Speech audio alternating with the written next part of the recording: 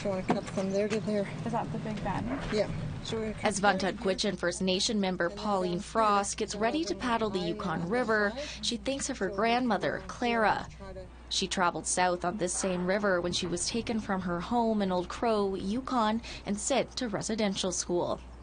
So if you can only imagine the anxiety, the fear, all of it as a young child being taken away from your parents and your way of life and your culture and your all new surroundings with no love, no support, none of it. Today, that river is the route of the Yukon River Quest, a 715-kilometer race from Whitehorse to Dawson City.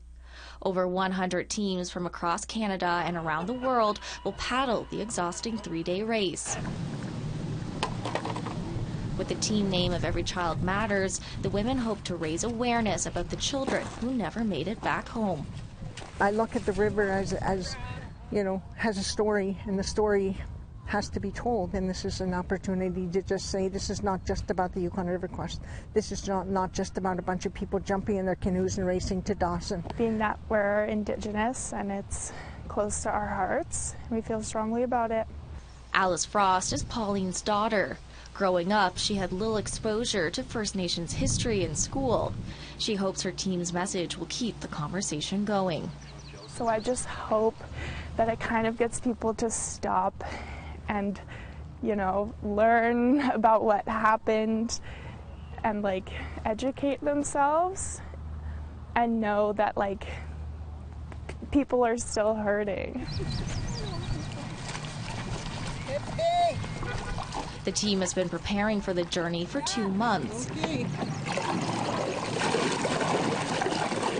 They'll paddle the first 24 hours without sleep, with only 2 rest stops until they reach Dawson City. Between the hours of 3 a.m. to 7 a.m., that's when it really becomes a mental battle.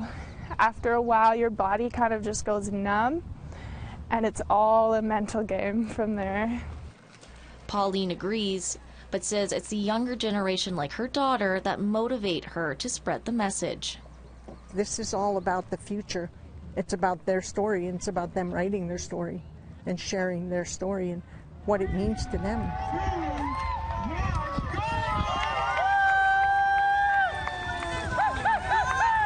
And they're off. After making a mad dash to their canoe, they're on their way.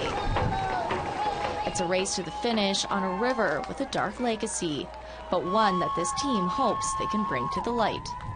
I hope that everyone contributes in some small way to healing and to breaking the compound trauma and effects from residential school, and that collectively as a community we can start working towards a better future for our young people.